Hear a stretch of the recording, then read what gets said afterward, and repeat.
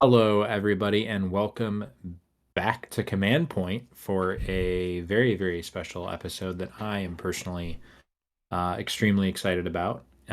We are talking today about the half of the Brutal and Cunning box. I would say the brutal half of the Brutal and Definitely. Cunning box, the Wrecka crew. And I am joined here, of course, by Ryan. Ryan, how's it going?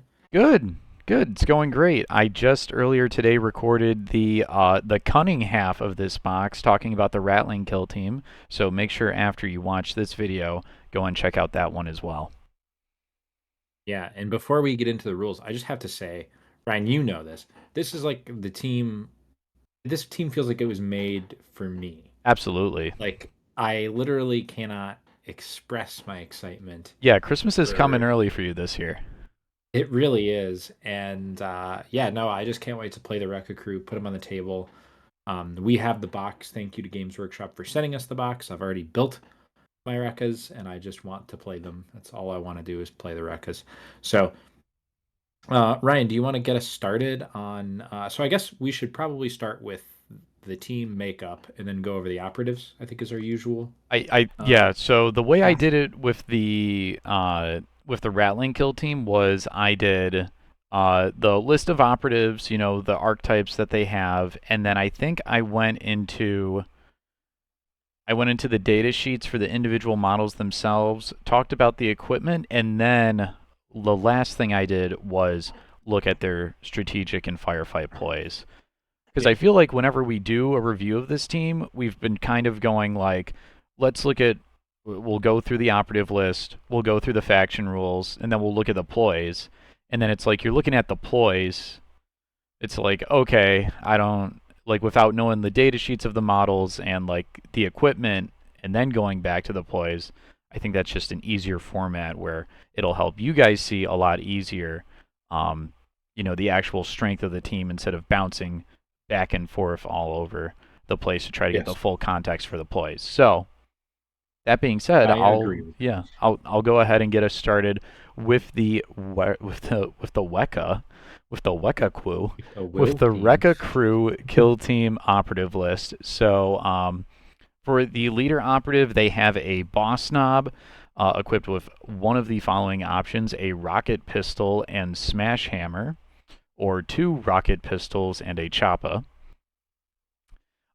Two Wrecka crew bomb squig operatives, five Wrecka crew operatives selected from the following list: a Breaka Boy Demolitia, Breaka Boy Fighter, Breaka Boy Crusher, Tankbusta Gunner, with one of the following options: Heavy Rocket Launcher, Fists, Rocket Launcher, Fists, Tankbusta Rocketeer with one of the following options: Rocket Launcher, Pulsar Rocket, and Fists, or Rocket Launcher, Rocket Rack, and Fists.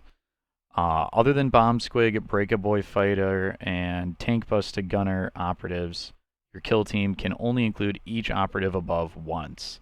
And the archetypes for this team are, Seek and Destroy and Security. Security and seek is not bad, especially security. Security, I think, is really good. And I think this team can do it fine. And honestly, some teams can't do seek and destroy, but I think this team probably could. And I mean, we can This get into that team later. definitely wants to do Seek and Destroy. A little bit of a spoiler here, but anyways, Um, yeah. The only other thing I wanted to say is we have to get our pronunciation right on this one, Ryan. yeah, I think I I put an believe you said A at well, the end of you said the Gunner demolitia. there. Oh well, there's that Oh, too. yes, excuse me, Earlier the you said Breaka Boy Demolitia. so you said Breaka Boy, demolitia. It's actually yes. demolisha. Demolisha. He's demolishing. Oh, Yeah. He's not demolitioning. He's demolishing. yeah, and there is a big difference there because one is melee Yeah. oriented and the other involves bombs. Well, Uh, he does have those too, so maybe I don't so know. maybe I am right. Well, you kind of are. Tomato, tomato, demolitia, demolisha. Um, Yeah. so, Shane, do you want to talk about their Rekka Rampage faction rule? Yeah, so basically the Rekkas they get this, I mean, I'm not going to read it verbatim, but um whenever you're attacking, whether it's retaliating, shooting, or fighting, whenever you roll a 6, not a crit, but a 6, like a natural 6, you gain at the end of that sequence, you gain a Wrecka point. And you can have up to 6 Wrecka points at a time. You can't have more than that. And whenever you're shooting, fighting, or retaliating, you can, before dice are retained, you can spend your Wrecka points, up to 3 of them. For each one that you decide to spend, you can turn a fail hit into a normal hit. So, very good. And you can only spend up to 3, like I said. And the other thing is, if you already have 6 at the start of your sequence, even if you spend some, you can't gain more at the end of it if you roll more sixes. Um, but yeah, I mean, basically, this is like you don't generate them really. I mean, there are other ways to get Rekka points, but it's very situational. Generally speaking, your pool of Rekka points, you really mainly only get it from rolling sixes when you're attacking. So um, it's kind of like a snowball mechanic in a way where you get sixes, which is probably a good thing, and then you can later on use the Rekka points from those sixes to like roll an attack and make a bunch of successes. And it's like if you get it rolling, it's like kind of some of the best dice reliability period. I mean, even just making 3, like say you're doing the max and you're making 3 fails successes. Um, I mean, think about like novitiates. Novitiates can use faith points to change 1 dice. They can use an equipment once per turn to change 2. But as far as turning fails into hits, I mean, they have to re-roll for one of those 2 if they want to do that. Whereas Rekkas, it's like, do you have the points? If you do, bam, use it. You have a success. And making 3 fails into 3 successes is a pretty big deal in this game. Yeah. So love the Rekka points. Very strong rule. Mm-hmm. And then they've got the tanked up faction rule. Whenever a friendly Wrecka Crew operative excluding Bomb Squig that has an engage order performs the fight or shoot action excluding guard, add 1 to its APL stat until the start of its next activation. So you're telling me if I fight or shoot, I become 3 APL? Yeah, That's that's pretty pretty good. much yeah, that pretty much is how it works. So it's like because this is, so first of all, I mean the composition of the team, it's kind of like Hyrotech a little bit where you have 2 little dorks, but then Mm-hmm. you have 6 like tough guys. Um Whereas like with Hyrotech, the 2 dorks are like they can do mission actions and they have utility other than just exploding like the bomb squigs. So with this team, those 6 orcs, the Rekka crew guys, they have to be kind of like an elite team in a way because they function like kind of independently from the squigs in a weird way. So it's like this is like the most orky way to make a team 3 APL that I can think Yeah. of. And it really creates these interesting like decision paths where you can't move dash shoot or something like that, but you could move shoot and then dash, or you could move shoot and then tap an objective, or the best you could charge fight. And then if you kill that thing, then you Yep. can shoot something else. For sure. And notably, that extra APL you get lasts until your next activation Mm-hmm. starts. So if you're on an objective or something, then you're 3 APL on that objective until the next turn, basically. Mm-hmm. So that's a really cool thing as well. Um, I love it. I think it's like a brilliant way to make a team 3 APL. Um, and I think it just works. Like, I don't know. What do you think? I mean, I love it. It is you said it, like the most orky way to to get a team up to 3 APL operatives. They're fighting or shooting, and it just gets their orc juices flowing, and they just become better. I love it. Yeah. Yeah, they're not Phobos, move dashing, planting beacons on No, conceal. no, no, They are no. running up and hitting you Yeah, and this is the brutal half of the box. All that yeah. running around doing like free dash actions and stuff. None of that. None of that. Yeah, and also it notes that guard, despite counting as a shoot Yep. action, does not give you an APL. Yeah. Which, I mean, I guess that makes sense. Um, I suppose because even if you want to guard, you can't do anything after that anyway, so it wouldn't work anyway. Mm-hmm. You could move, or I'm sorry, you could charge, fight, and then go on guard. That's a thing. But yeah, no, guarding doesn't give you an extra APL. All right, so getting into the data sheets here, Shane, you want to start us off with the Wrecka boss knob? Yeah, and I'm not gonna lie, guys. So full disclosure, this team, I know usually we do our like team reviews and we just sort of like read the data sheets to you. Mm-hmm. I'll be honest, guys, I've looked at this team a little more than you would look at like your average new team, just because I'm personally excited. So I think I'm gonna try to give you guys some actual like advice on this team that I am like more so than just like a first reading gut feeling. I have looked at this team quite a bit since we got the box, and I have a pretty good grasp on what I think is going to end up being taken. So, the Rekka Boss Knob, for starters, let's go over it. So, 2 APL. I mean, we've already kind of alluded to the fact that these guys are 2 APL that can be 3 APL. 6-inch move is nice. 4 up save is good. 14 wounds on the Boss Knob. Um, so, he's got the Rocket Pistol, which is 6 shots, and you're going to notice as we go through this is a common theme of shooting with 6 dice, which is makes it a lot easier to get Rekka points when you're rolling 6 dice. That's just Um, math. yeah, 6 shots on 5 ups, 4, 5, 8-inch range, blast 1 inch. Obviously, 5 up doesn't sound that great, but keep in mind this is a team that can change up to 3 of their fails into successes. So once you get the ball rolling, I don't think that 5 up is going to feel that bad. Um, But that's the rocket pistol. If you take the rocket pistol, you get the smash hammer with it, which is 4 attacks on threes, 5, 6 brutal, which is a great weapon. Um, Not much else to say about it. It's just good. I mean, you 2-shot 10 wound models, which is just great. But really, what I'm going to be honest is about is I think you're going to be defaulting to the double rocket pistols. Okay. First of all, unrelated to gameplay, it's the way cooler looking version of this It model. is. He looks awesome. Yeah. It's like he's in like a Mexican standoff, like with both his guns out, and it just looks sweet.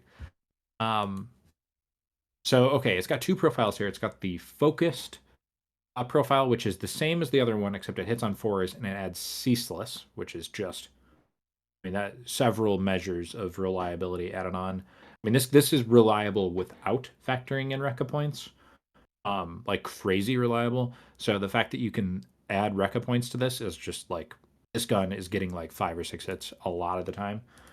And then there's the salvo profile, which if you've read the Krew rules, they have a salvo profile on their pistolier, and it pretty much works the same way.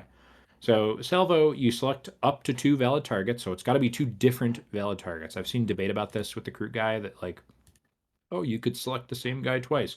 No, you can't. Don't do that. You select 2 different guys. Um, they have to be valid targets, and you basically shoot each of them in an order of your choice with the salvo profile. Um, and it does here's something different about this because the other versions of this rule don't have blast. It does specify you can't pick um, the each target, so including the secondary targets from blast, Hmm. cannot be shot more than once. So you can't pick 2 guys within 1 inch of each Yeah, and other then and get shoot them two. twice Yeah, each. exactly. But what you can do is get 2 different blasts on 2 different clusters at the same time, Hmm. which is like just crazy. That's just that's just Um, value, baby. yeah, I mean, and there's like other stuff you can do with like a firefight play we'll get into later where you can make your blast bigger and you can just like explode the board. I mean, like that's a lot of different targets you can hit with one shot. But anyway, if you don't have more than one shot to take, you could just use the focused profile and you will just delete a lot of stuff. Yeah. And keep in mind, I just want to go over this now. Blast 1 inch um, is kind of great because it's blast, so you get the lethal 5 on Into the Dark, Mm. or when you're shooting into the strongholds. But the really nice thing about this is you can go within 2 inches to break somebody's cover and shoot them, and you're not blasting yourself. So Oh, that's yeah. just a really nice thing. And if you are blasting yourself, let's say you did want to blast yourself and like you used, that we'll get into it later, but a certain ability that you expand your blast range. Um, Really funny idea. That's just 6 more chances to roll a 6 That and just rack up Wrecka points. that is true. Um, but anyway, if you take the double rocket pistols, you get a Choppa, which is just 4 and 3s, 4 5. I think that's fine. Smash Hammer's nice, but I mean the double rocket pistol focused profile is just amazing. And he also has the Wrecka boss ability. So whenever you perform a fighter shoot with the boss knob, excluding guard, you just gain a Wrecka point immediately. Nice. Um, so you can use that Wrecka point in the shoot action that you're making. Um, Notable thing here, because you're going to run into this, and this is, I could be wrong about this, but I think I'm not. If you blast multiple targets, Hmm. uh, you're not getting a Wrecka point for each shot in the blast because it's one shoot action. Right. Yeah. And the shoot action creates multiple like attacks, but it's still all one action. So I was under be that same careful. assumption too. Yeah, yeah. I think a lot of people might misplay that, but it's just one Wrecka point. Say Yep. you blast 3 guys, you're not getting 3 Wrecka points. But it's okay because again, if you're shooting with this guy, you're probably getting Wrecka points anyway because you roll 6 dice with ceaseless. Um, Yeah. so yeah, the Wrecka boss knob is a beast. I think I've said all I need to say about it. Ryan, do you want to go over the bomb squig? Sure. So the Bomb Squig, 2 APL, 6-inch move, 5 up save, and 5 wounds. It has the explosives ranged attack. So 6 attacks, hitting on 4s, damage 4, 5, blast 1, limited 1, and explosive. So explosive, it can perform a shoot action if it's within control range of an enemy operative. It has stupid. So during the firefight phase, whenever you determine the operative's order, you cannot select conceal, and this operative cannot perform any actions other than charge, dash, fight, reposition, and shoot. And it can't use any weapons that aren't on its data cards. We don't want any Wrecka bomb squigs throwing stun grenades. That's just not physically possible. It has boom. Whenever this operative is incapacitated during a battle in which it hasn't used its explosives, roll 1d6 or 2d6 if you wish. If any result is a 4-up, the operative performs a free shoot action with its explosives before it's removed from the kill zone. It also has expendable, so this operative is ignored for your opponent's kill elimination op. It's also ignored for victory conditions that require operatives to escape, survive, or be incapacitated. And you get Yeah, 2 of these pretty guys. interesting. It also does have the bite attack. I didn't mention it. 3 attacks on 4s, 4, 5. I can think of a niche instance in which you might want to use that against like those 7 and 8 wound teams, but just And it's blow also it up. notable that, yeah, in case somebody charges and fights your squig, then I Yep. guess you have a melee profile that's not too shabby. Mm-hmm. The fact that they're expendable is really interesting because that means on the kill op, this is a 6 operative team. Mm-hmm. So the brackets get pretty interesting, and it's honestly it would be a lot worse if these guys counted for kill op because their job is literally to go in and like die. Yeah. So I'm glad that that is in there. Your opponent doesn't get like confirm kill and stuff like that. Like you know, um, they don't drop tokens. I don't think. Um, and yeah, you don't have to Yeah. worry about like giving your opponent points for using the bomb squigs. Yeah, I mean these 2 operatives when you think about it, they're just like inherently free value. I mean the worst thing that can happen is that one of these guys dies and you potentially like blow up one of your other models, but if you're a good player, you that shouldn't be happening to you. Um, Yeah. so I mean, yeah, it's And just free value. They're a great addition to this team. yeah, and one neat thing about the stupid role where it says you can't select conceal. Hmm. So this was actually determined with commando bomb squig, which has the same word Right. wording and ruling. When you set up the bomb squid, when you deploy them, they do, rules as written, have to be set up on conceal. The difference being the first time you activate them, you have to switch them to engage, and then they're stuck on engage the whole game. Right. Um, but You cannot when you select set them up, conceal. Mm-hmm. yeah, yeah. When you set them up, they have to be on conceal. So you at least have a little bit of freedom at the very start before the first time you activate them. And like once you unleash them, then they're, loud and obnoxious and Mm-hmm. they can't hide.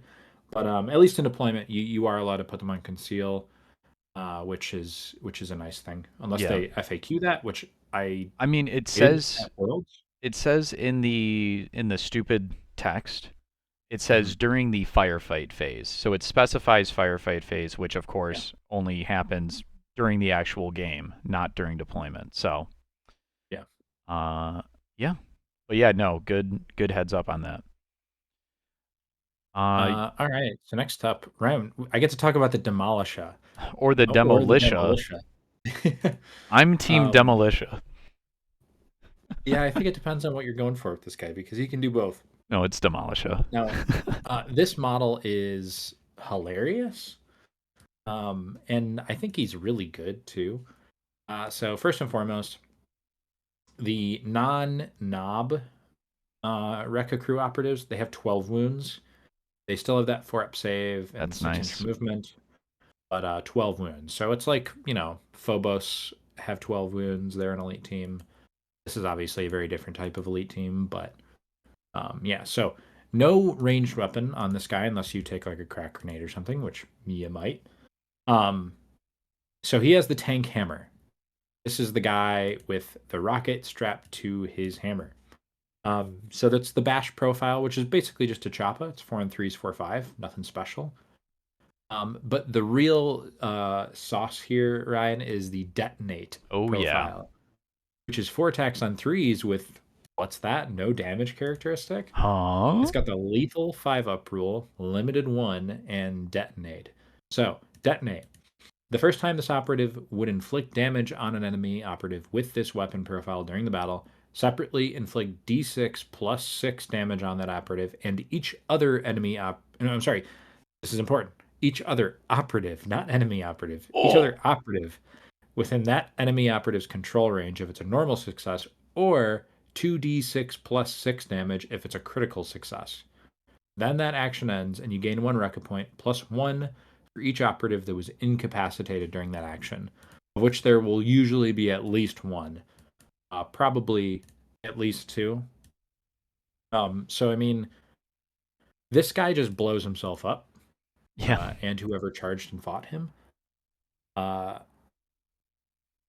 the first time I read this, I was like, "Oh, that's kind of cute." I mean, I guess I would do that in like a desperate moment. Mm-hmm. But here's the other way to think about it. And once this clicked for me, I was like, "Oh my god, this is crazy."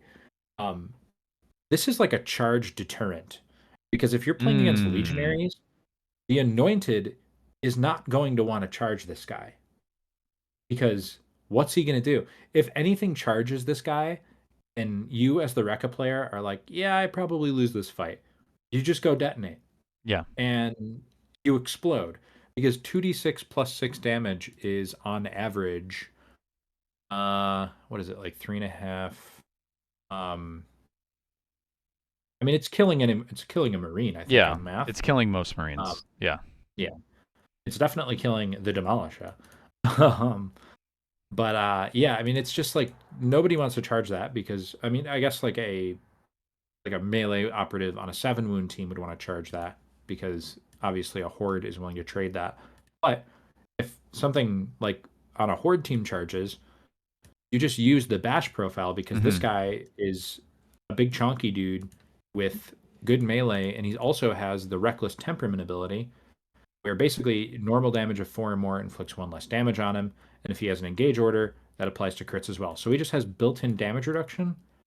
Um, so really nothing wants to charge this model ever No. because either you can't beat him in melee and then you just don't want to charge him anyway, or you can beat him in melee and then he just explodes. Um, so yeah, um, I don't know. I mean, That's pretty good. Yeah, no, Um, he's sick. yeah. So just, I mean, just a good operative. Like I think you just take him all the time. He's like a very good objective sitter because, how do you deal with him? I mean, you kind of Yeah, have to shoot. come and take it. Yeah, like the only way you're gonna kill this guy is if you like shoot him off the board because melee is kind of a non-option for almost anything. Mm-hmm. All right, so next up here for the operatives, we have the Breaka Boy Fighter. 2 APL, 6-inch move with a 4-up save and 12 wounds.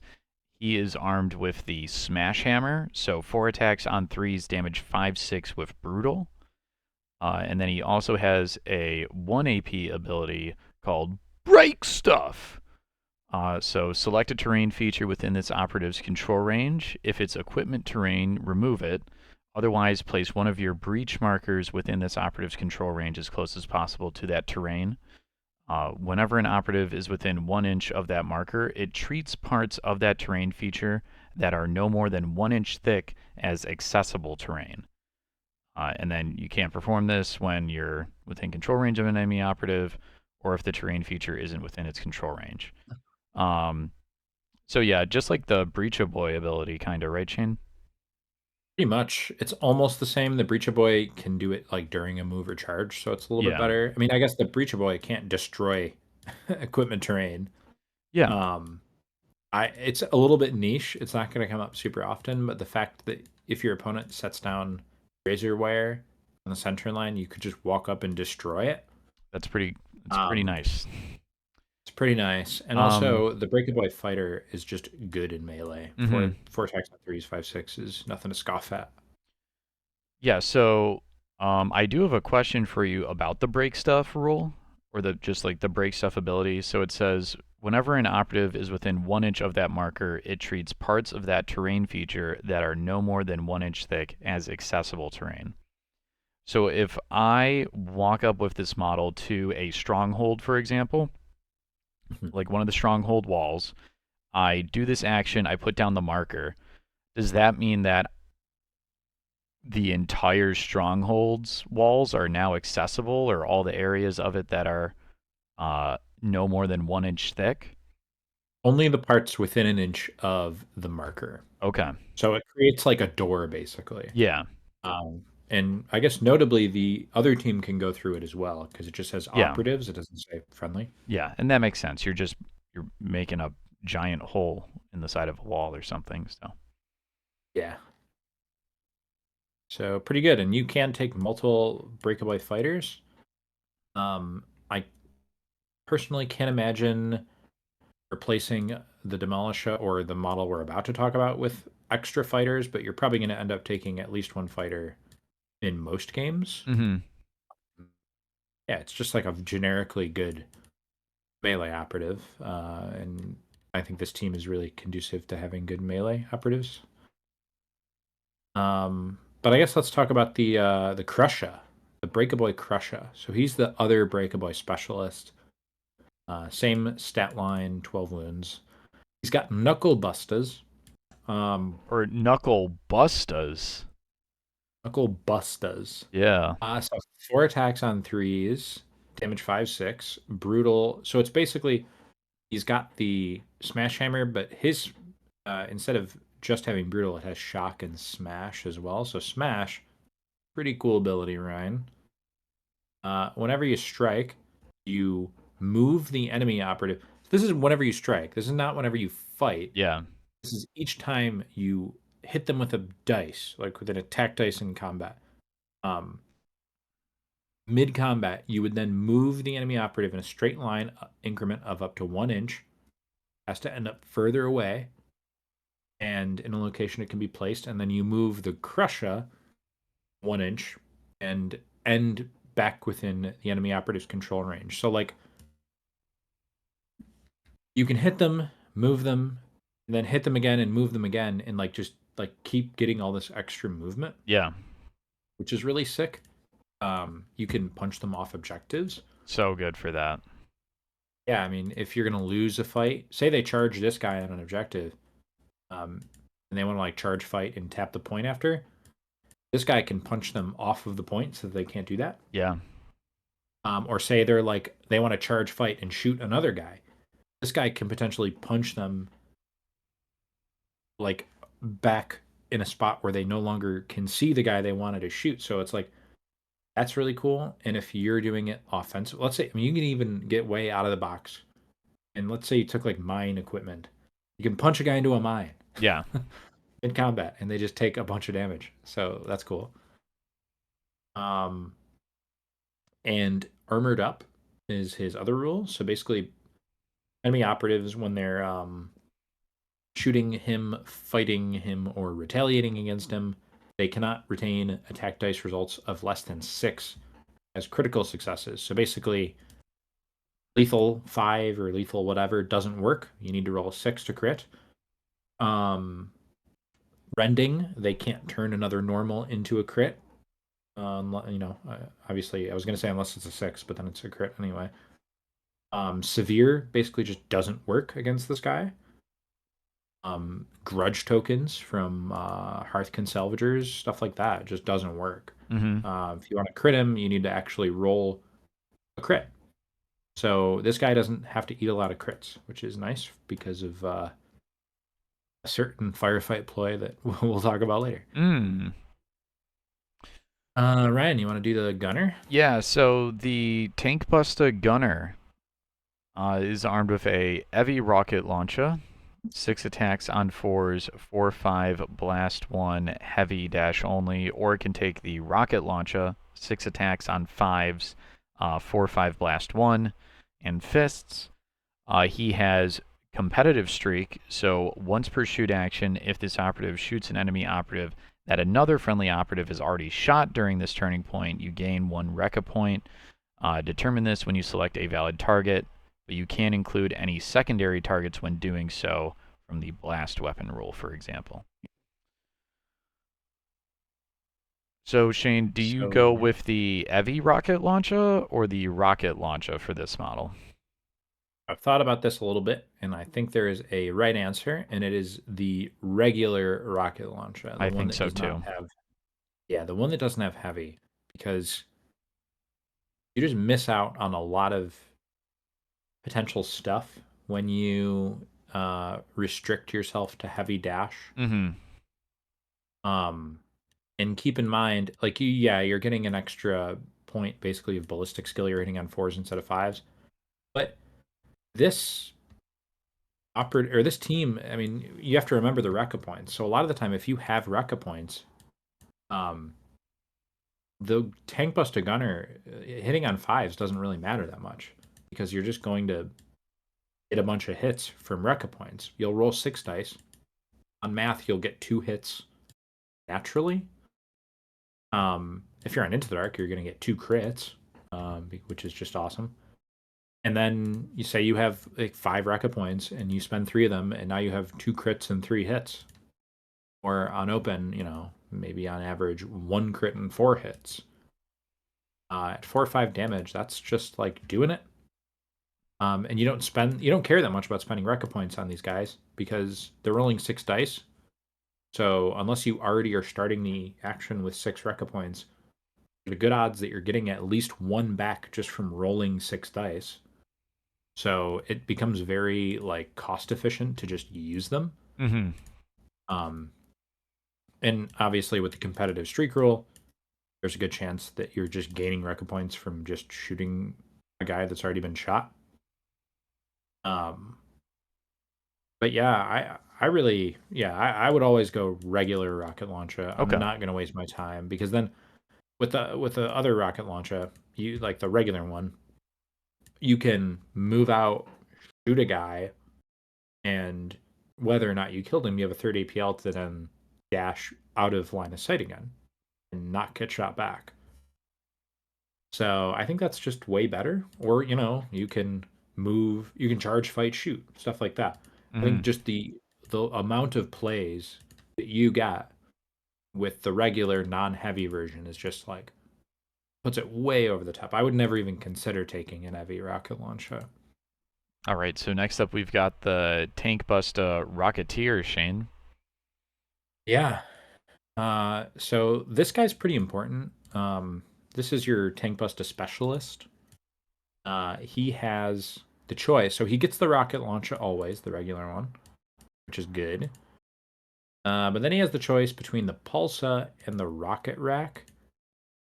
They're both heavy reposition and limited one.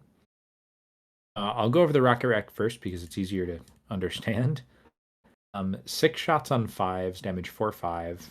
So right off the bat, this is like the Launcha, but it's got blast 2 inches instead of 1 inch, which is cool. Obviously, you get heavy reposition, which is not great because at that point, 3 APL means a lot less, unless you can actually move somewhere to like tap an objective. And relentless. So 6 shots on fives with relentless and Wrecka points. I'm not gonna lie, even though this is limited one, so you're only using it one time. That if you run the math on that, especially in Into the Dark where you're getting lethal 5, that is like a crazy good gun if you have Wrecka points already like built in. Like this is potentially like one-shotting Marines. I think it's like the odds of one-shotting a Marine with the rocket rack, assuming you have a few Wrecka points like locked up, is it's like very high. It's like crazy high the amount of hits you get out of this. Especially on ITD where it's all, it's a ton of crits. So it's nothing to scoff at. I think though against non-elites and on open, just in general, open board, I would probably go Pulsar Rocket over the Rocket Rack. And I'll explain why. So first of all, Pulsar Rocket, it's heavy reposition, limited one, and it's got the Pulsa ability. So Pulsa, you don't note how it doesn't have a damage characteristic. It's just 6 attacks on fives. You don't select a valid target. You just put down a Pulsa marker in a spot where he can see, or on a vantage of a terrain feature that he can see. The marker gets a Pulsa point, and then you roll your attack dice. And for each success that you roll, to a maximum of 3, you add a Pulsa point onto the Pulsa marker. And then the amount of points you have on it, which again is capped at 3, expands the range by 1 inch each. And then after you've determined how big it is, you do D3 damage to each operative wholly within the marker. So it sounds like it's not a lot. It's just like at most it's like D3 damage. And it's got the shockwave ability. So basically, whenever they're within the range of your pulsar marker, they're like injured. They're treated as being injured effectively. And then each ready step, you basically take an inch off of the radius until it's just gone and it just pops. So you might read that and say, that sounds kind of worthless. It's just D3 damage to like a group of guys, like a small cluster. It's just like a little bit of chip damage.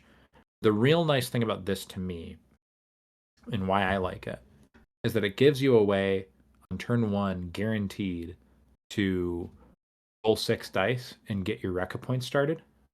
Because you don't need to have a valid target. You could just shoot it into the corner. You don't even have to have, it doesn't have to hit anything. It's just a way for you to roll 6 dice on turn 1.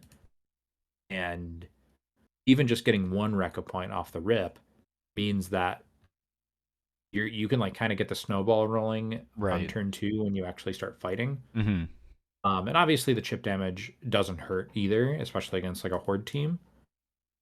And you can potentially get a little creative with it and like wait till later in the turn. First of all, you could deploy him because you have to like remember that you have heavy reposition on this, so you can't move, shoot the pulsar rocket, and then dash out of visibility. But what you could do is just think about it when you're deploying him and set up the pulsar rocket in a spot where you can just shoot it immediately and then move out of visibility with your second APL. And you won't really be able to use the third APL, but that way you're not, you're on engage, but you're not risking getting shot back because you had to move and shoot Mm-hmm. and stand there. But yeah, no, I mean the rocket rack is awesome, and I think on Into the Dark against elites, it's just like kind of a delete button, so probably worth taking. But in a lot of circumstances, I think the pulse rocket's really good. Okay. Interesting. So that is it for the operatives themselves. So let's take a look now at their faction equipment. I'll start us off here with the drill rockets. So drill rockets, once per turning point, whenever a friendly Wrecka crew operative is performing the shoot action, and you select a rocket launcher or heavy rocket launcher, you can use this rule. If you do, until the end of that action, that weapon loses the blast weapon rule, but has the piercing one weapon rule. So, how do you feel about this? Because the one thing that I noticed when we were looking through the data sheets was the lack of piercing. And piercing is a pretty big deal this edition, Shane. So, what do you think of this equipment here? Yeah, I think it's really good. If you're playing against elites, then This is like a must take. having yeah, it's a must take against elites. Um, you can basically like the rocket launcher. If you have 3 Rekka points, like we said, you're guaranteed 3 hits, like bare minimum. Assuming you just completely whiff, which on math you should get 2 hits on 6 dice on a 5 up, which means that if you have 3 Rekka points, that's 5 hits coming in with piercing one at 4 or 5 damage. If they make both saves, they're taking like 13 damage. If they miss one, they're just dead. And that's like assuming you only get 2 hits. You might get more than 2 hits, or you'll get more than one crit because you're rolling 6 dice. So yeah, drill rockets against things with 3 up saves, very good. Opens up the door for you like blowing up an elite or like severely maiming it at the Mm-hmm. very least, which is pretty good. Extra armor, you subtract 1 inch from the move stat of all of your guys and give them all +1 wound, other than the bomb squigs. Um, so I've like tried to think about this, and I don't know when you would take this. Yeah, is there like a real break point going up from 12 wounds to 13? Like there are some breakpoints, but I don't know if the trade-off is worth losing an inch of movement. Yeah. Going down to 5 inch movement stinks. I don't think. I mean, if it was +2 wounds, I think you could consider it, maybe. I can't help but feel like +1 wound is normally going to be like a trap. Like people are going to see this and say, "Oh, 13 wounds. That's better than 12." Yeah. And maybe it's not the biggest deal in the world. Like my first thought was, all right, if I'm playing against something with 5 inch movement, then I can do this, and I don't care about like me being 5 inches because then they're not outranging me. Yeah. But then you're getting rid of the advantage that you had, because having 1 extra inch of movement than your opponent is like a really big deal because you can threaten them with charges that they can't threaten you with, I guess. Mm-hmm. Um, and unlike something like Plague Marines, where they're 5 inch movement, Plague Marines can move, dash, shoot, and Rekkas cannot move, dash, shoot. So 5 inch movement hurts them more than it hurts stuff like that. So I think this is a kind of a trap, and I would advise not taking it. Mm-hmm. Like Yeah. most of the time, I don't know when you would take it. Yeah. I guess is my current assessment. All right. So, engine oil once per turning point whenever a friendly Wrecka crew operative excluding bomb squig is activated. You can use this rule. If you do, until the end of that activation, you can ignore any changes to that operative stats from being injured, including its weapon stats. I mean that sounds great to me. Yeah, I think it's pretty good. You just basically it's like a once per turn ignore injury. Yeah. Uh, you, I think you can drop this if there's like, say you're on Into the Dark and you really want drill rockets and you really want glyphs. because I think glyphs we'll get into in a second, but you'll always take glyphs. Drill rockets, let's say you're on Into the Dark and you want drill rockets because you're against Marines or something, and you take glyphs, and then maybe you really want crack grenades, and then you're on Into the Dark, so you really want light barricades. I think engine oil is what I would drop in that Okay. situation. Um, but again, if you're not on Into the Dark and you don't need light barricades, then I think engine oil is really good to have. Just ignoring injury is good. So I mean, you don't want your rockets hitting on sixes even with Wrecka points. So um, yeah, that's just useful. And having a full 8-inch charge is good. This team I think is pretty capable of being really effective even at low wound brackets. So yeah, All right. So and then what are these yeah. glyphs, Shane? So glyphs, and we'll go over it a little more with the strategy ploys. But basically, when you select glyphs, which you will every time, you select either the WOG strategy ploy or the destruction strategy ploy. The first time you use that ploy, it costs 0 CP, and then whenever you use it afterwards, it costs 0 CP if you have any Rekka points. Ooh. Um, so I'll say it now before we get into it. You're gonna pick WOG Okay. every time. You're never gonna pick destruction. You're gonna pick WOG. So I guess that being said, want to go into the strategy plays? Sure. So I'll start us off with WOG. So friendly Wrecka Crew operatives melee weapons have the balanced weapon rule. Yep. Just simple, straightforward. Mm-hmm. It's really good. And I'll go right now with destruction, even though it's not the next one. Sure. Destruction just gives your ranged weapons saturate.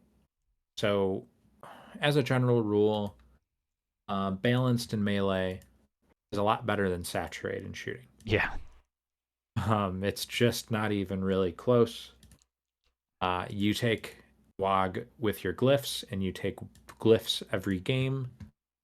And if you are playing your cards right, that's a ploy that you'll never ever have to spend CP on because you're not going to do it turn one.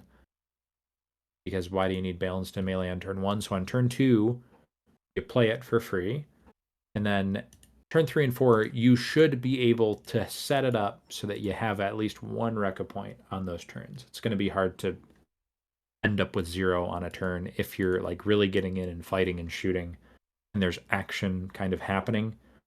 Um, so yeah, I mean, you just take WOG, and I don't think you pay CP on destruction even. Like I don't think you ever use destruction. No.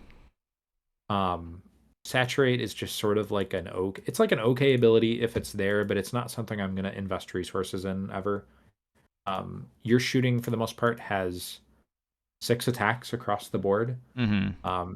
You kind of don't need saturate. Like you're literally saturating them with the amount of dice you're rolling. Yeah. Yeah, I think it's fine. Ryan, you want to go over tough gets? uh, Tough gets. Whenever an operative is shooting a friendly Wrecka Crew operative that has an engage order, you can reroll one of your defense dice. It's against shooty teams, I can see myself using this Yeah. occasionally. Um, this one and the next one we're going to talk about, they want you to have an engage order. Mm-hmm. Um, so this kind of plays into how tanked up works, where the play style of this team and the rules are really encouraging you to get in there and fight and shoot and be aggressive and try to kill things. So you're gonna find your models on engage after turn 2 pretty frequently. Mm-hmm. So if you're on engage, it's turn 3, and your opponent has a lot of shooting. I don't see any problem with popping tough kits, especially because you're not going to be using destruction, and WOG is free. Right. Yeah. So Yeah. Yeah. Yeah. I think you can afford it. Mm-hmm. Really, it's the big thing. And then amped up. Each friendly Wrecka Crew operative that has an engage order, again, can immediately regain D3 plus 1 lost wounds. Roll separately for each. Uh, this is awesome. Yeah. I'll say playing higher tech circle, living metal, it just feels awesome. And having that on an orc team with like 12 to 14 wounds on each of your guys is just great. Mm-hmm. And like I said earlier, with tough gets, you're just going to be on engage a lot. So I think this is really good. And again, amped up, like turn one, obviously you're not going to use amped up. Turn two, chances are nothing happened turn one, so you're not going to need to use it on turn two. And so, like, amped up, you're not even thinking about spending anything on it until turn three if you need to. So I think this team's going to be really like good with its budgeting. Mm-hmm. Now, granted, I mean, we're going to get into the firefight plays in a sec. Those are really good. So, yeah, I mean, there's things to spend CP on, Okay. but I think you can afford to use amped up and tough gets pretty frequently.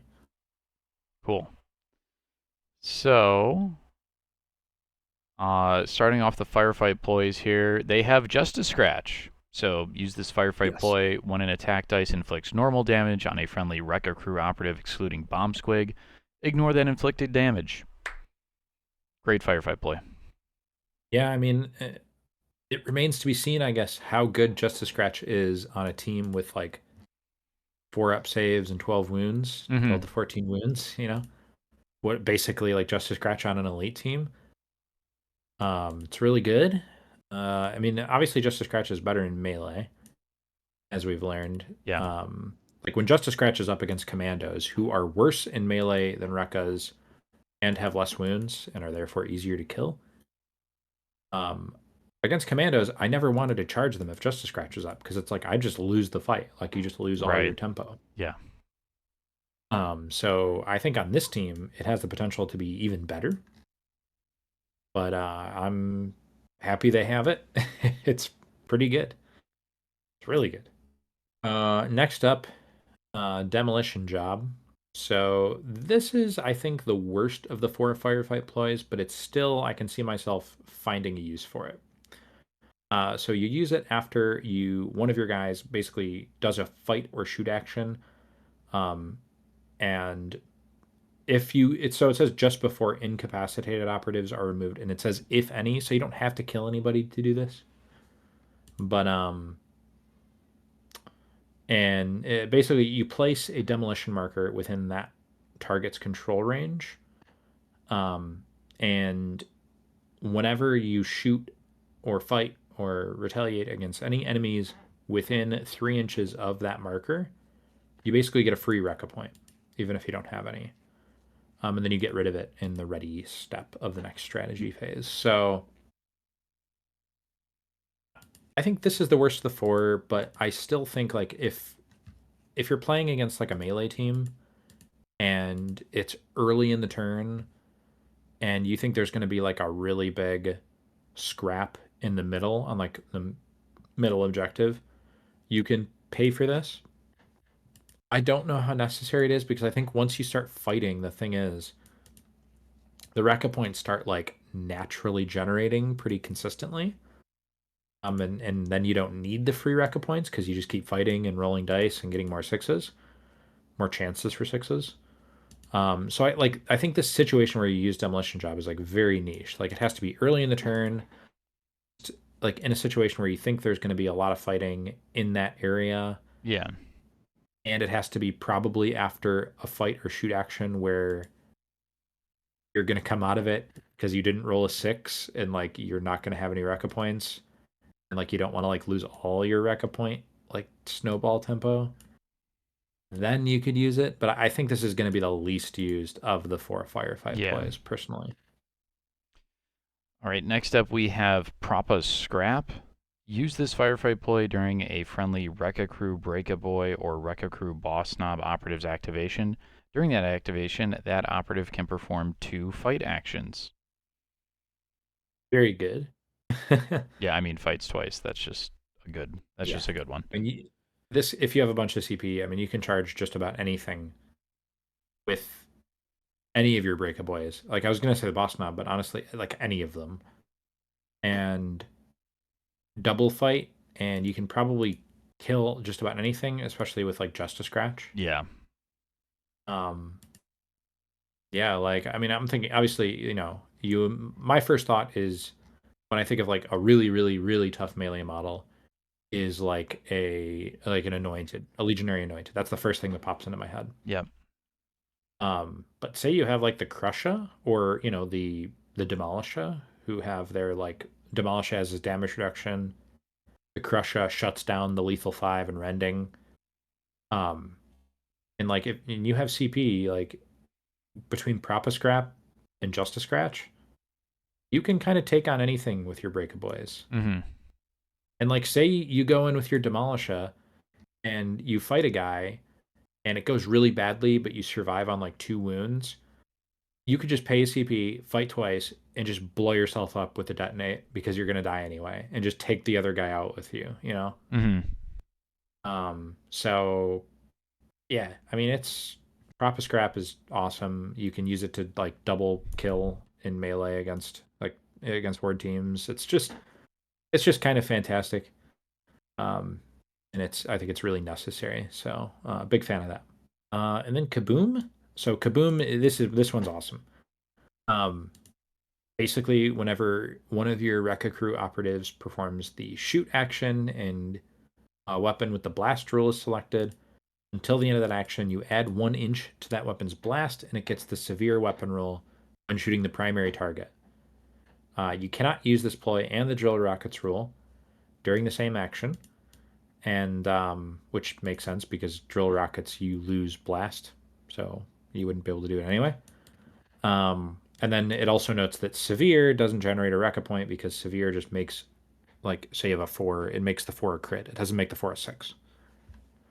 Um, but this is huge because I mentioned earlier you get all the benefits of blast 1 inch because you can go within 2 and break somebody's cover and shoot them, but you're not really losing out on blast 2 inches in the moments when you need it, unless you find yourself needing it more than once per turn, which is rare. And if you're finding more than one big blast per turn, you're probably just winning the game anyway. Um, and yeah, just like having a 2 inch blast, or say like you're shooting with, I don't know, the rocket rack, which already has blast 2 inches, that goes to blast 3 inches, which is just nuts for Yeah. how good that weapon is. That's a big template.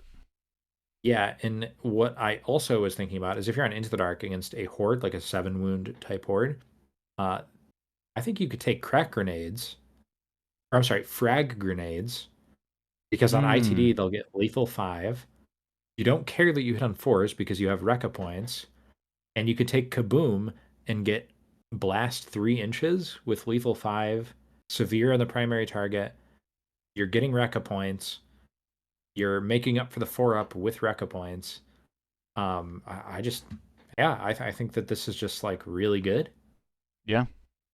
Yeah, and your opponent needs to like play around. Like at that point, the amount of blast that they need to play around is just like crazy. Yeah. I was Like, just thinking that when you were reading this, it's like, okay, like pretty much like every good player is gonna, if they're going up against a team that has a lot of blast, they're typically gonna be measuring like 2 inches between each of their operatives, just so that doesn't proc, right?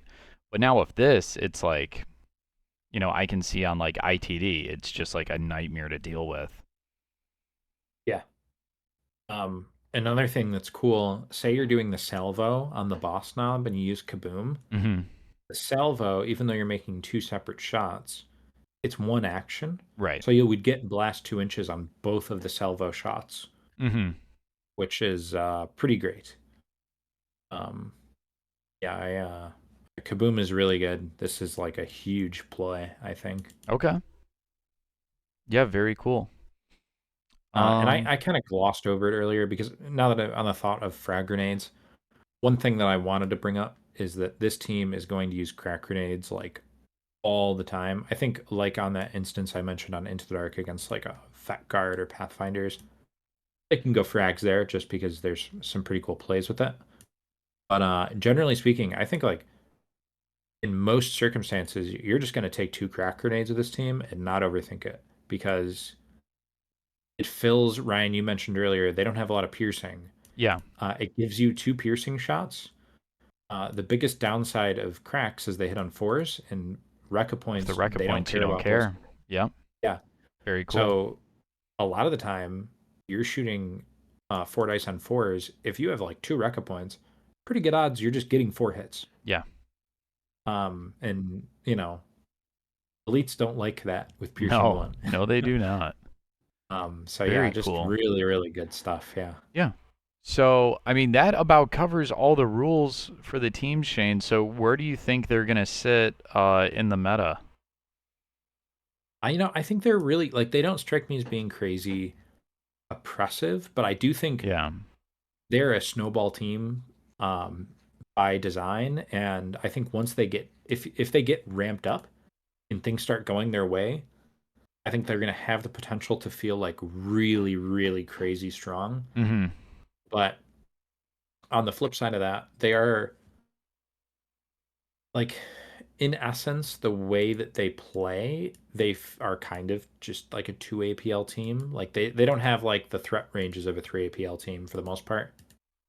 Um and if like I think a good player can play very cagey against Wreckas and try to not let them like ramp up and like pick their battles. Um like I can see a world where like a team like Corsairs can maybe give them trouble because they just outrange them so much. Their guns hit hard enough to maybe like chew through the Wrecka profiles. Mm-hmm. But I think that unlike an elite team with 6 activations, I think that a lot of the high level play from Wrecka players is going to come down to how they use their bomb squigs. Not only Interesting. are they Okay. 2 extra, yeah, like not only is it 2 extra activations, which goes a really long way, but it's also like you can create like I've always thought when I played against commandos that like the commando player could really easily just like launch their squig forward, and with initiative it puts so much pressure on like my decision points because if I lose initiative, the bomb squig's just going to come in and charge and explode and like do a Right. lot of damage to my face. And if I win initiative, I have to deal with this bomb squig now. I Yeah. can't do what I wanted to do earlier. And if I want to deal with the bomb squig, I have to probably go on engage to deal with it. I don't want to get too close to it and kill it. So like charge fighting it is kind of out of the question. So I need to like shoot it, and I don't want to go on engage and shoot a bomb squig because then, um, I'm on engage and now all of a sudden the Tankbustas can shoot me, and they get the chance to roll a bunch of dice and they can get the ball rolling that way. Because I think the Rekka players don't care if the squigs die. Obviously, you don't want them to die, but you throw them forward and you make your opponent's life kind of hard. It's going to be, by the way, really easy to hide these bomb squigs behind stuff. Yeah. Weirdly enough, on Into the Dark, I think they're harder to use because they can't open doors. So, like, you can put them behind a closed door or something, but that's Mm-hmm. like about it. They Yeah. can't threaten too much. They're just sort of like a mine that walks around, which is Yeah. funny. Um, yeah, I don't know. I think it's a lot of it's going to come down to the bomb squig and how you use those extra activations and like force the fight to start happening, I guess, in a way. I do like that they feel like I read this team's rules and I feel like they just chew through elites. Yeah. Um, which is really important because we're kind of in an elite meta. But at the same time, I think they have the tools to deal with hordes too. Like they Yeah. have all With this all the blast. blast. Yep. Yeah, their charge fight shoot capabilities are pretty good with crack grenades. Um, they just like the double fight is going to be really good and do a lot of stuff. And they're just so tanky, and you can't really like chip damage them. You need to like kill them outright because if they heal with amped up, say you shoot them and you kind of whiff and you do like 3 damage, and the next turn they heal with amped up, like, that feels pretty awful. Yeah. Um, So yeah, I mean, and it's like so it kind of puts the onus on you to like one shot them, but how do you one shot something that is 12 wounds, the 4-up save, and just a scratch? It's pretty tough. Yeah. So yeah, I don't know. I think they just have like an awesome toolkit. You can really like lean into it and come up with different ways to like solve different problems. but they read kind of fair to me unless they start snowballing, in which case they're just gonna like Yeah. crush the other team. Yeah, they don't have a lot of tricks, but they're very straightforward and they're very good at Hmm. what they want to do, which is just killing things. So, and it doesn't matter what that thing is. So, Yeah, Ryan, I'm gonna main this team. I know you I are. can't wait. I know you are. I'm so Of excited. course you are. They're the Orc Knob Elite team that you've wanted back since Kill Team First Edition, and Yeah, yeah, they've been super creative with like the design of this team and their weapons and everything. So it's exciting. yeah. No, they're gonna be sweet. I can't wait to roll dice with them. Rolling 6 dice in an Rolling attack six feels dice is great. like kind of crazy in Kill Team, yeah. It's it's awesome. It's a hell of a drug. I would really recommend it. Um, but yeah, Ryan, you want to close this out? Sure. Yeah, so thank you guys for watching our kind of like pseudo deep dive into the Wrecka Crew kill team here. Hopefully, you guys learned a lot about this team, not just their rules, but how you're going to be able to basically employ them in your games of Kill Team. Make sure to hit that subscribe button that way you don't miss out on any of our future Kill Team videos, guys. We are very, very close to 10,000 subscribers. So close. I would really love for us to hit that number before the year is out. But yeah, thank you guys so much for watching. Let us know what you think of this team down in the comments below, and we'll see you all again in the next one.